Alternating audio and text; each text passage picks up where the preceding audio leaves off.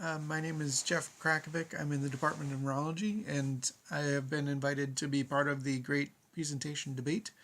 As part of the Great Presentation Debate, I've been asked to talk about blended learning techniques, and we'll go through a little bit about what that means. So, what exactly is a blended learning technique? It's a combination of doing pre-work with in-class learning.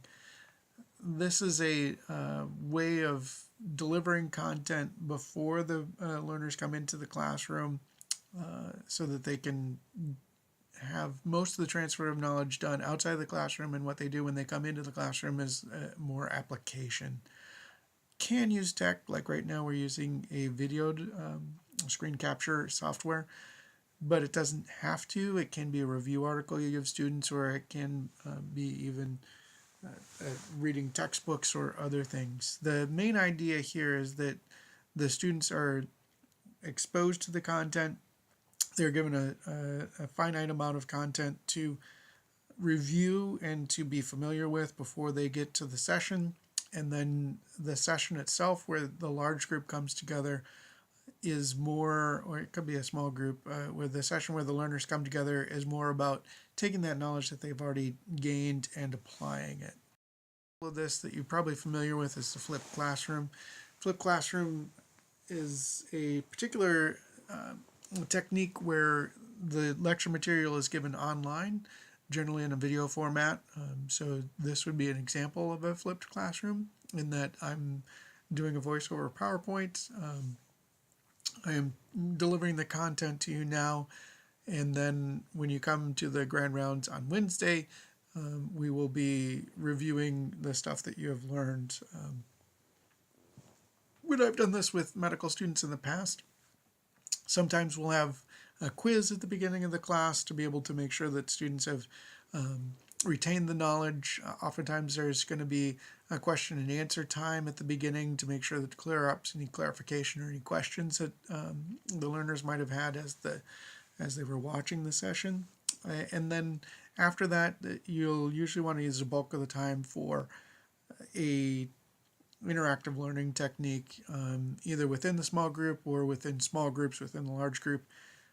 Can be team-based learning, but doesn't need to be. You can get them together to just have them work through a worksheet.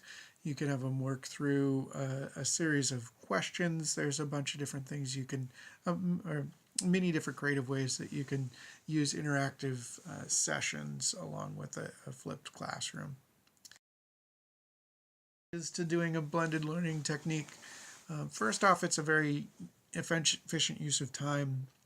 You've flipped using the homework time as the application and the in-class time for transfer of knowledge to a situation where they're delivering the information outside of class, and you can use the time that you have with your learners to go over more in-depth topics, go more into application of the content, and not have to go through, just slog through a bunch of slides and a bunch of different content.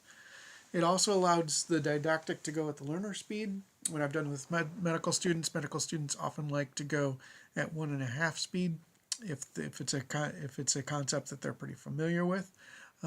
Oftentimes you'll also have learners who will pause, stop, rewind, listen to something back, especially if it's a very complex lecture or a bit of information that you're delivering.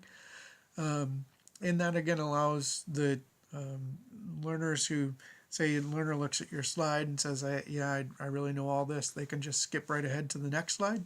And other learners who say, wow, that was really, really hard, can have time to go back and relearn the bits that they had trouble with.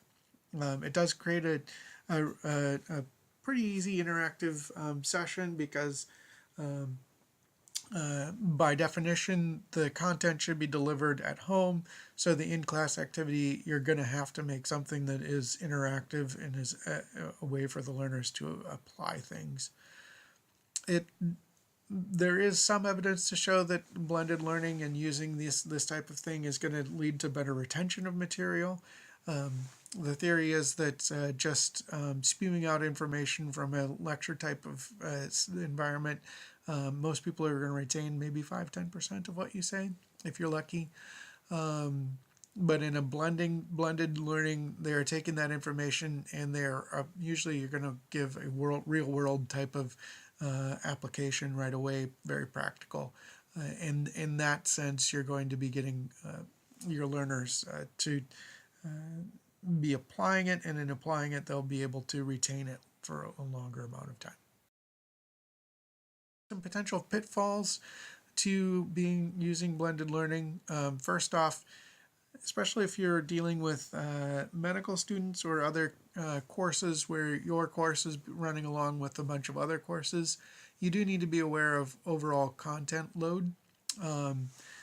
It is fairly easy to make these things be 2-3 hours long. If you have that for multiple classes, very soon the student may have like 8 hours of video viewing to do.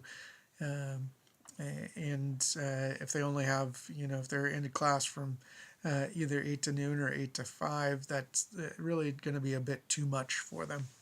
So you really need to be aware of total amount of time that is being assigned to the learners. You don't want to be too ambitious with your plans, but you also don't want to be too under ambitious. So overly ambitious, unless you have animators or things like that work for you, you're probably not going to be able to get professional grade animations or other kind of very flashy things. But on the other hand, this presentation I'm doing right now, I'm on my laptop, I'm in my basement, and I'm using just regular old PowerPoint to be able to create this.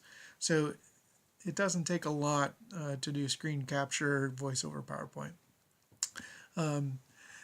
So don't sell yourself too short. I think pretty much anybody can do what I'm doing right now, and but you can also again, don't be worried about needing to be too flashy. There is a potential, especially for a CME activity like the Grand Rounds is, that because this is a voluntary activity, people might not watch it. I'm trying to keep this relatively short, so hopefully people will watch it. But that is a risk I'm running, is that no one in the room is going to have viewed this. But for a medical student rotation, or for a PhD class or a nursing class, this is something that you can require students to do before they come. So that would sort of get around that hurdle.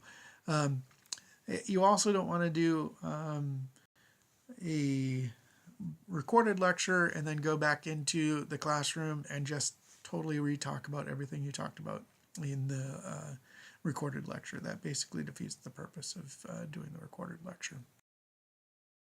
I use blended learning. I think the biggest things that I've found in using blended learning are it does allow learner-centered learning, in that the learner can go at their own speed.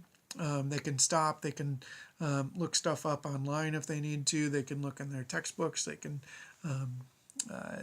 they really have a lot more power over how the pace at which the content is delivered. I think it does also really lend to giving a lot of application through what you do during the in-class time, and overall can lead to increased retention. So that is why I think that blended learning is one of the better ways to do a presentation.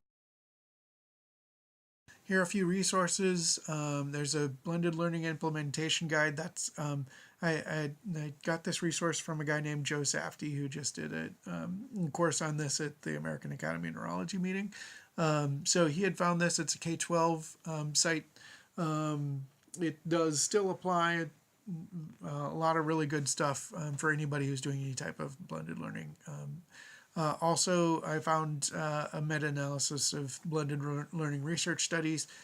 You can check that out as well. So thank you for paying attention, and we'll see you on Wednesday at noon.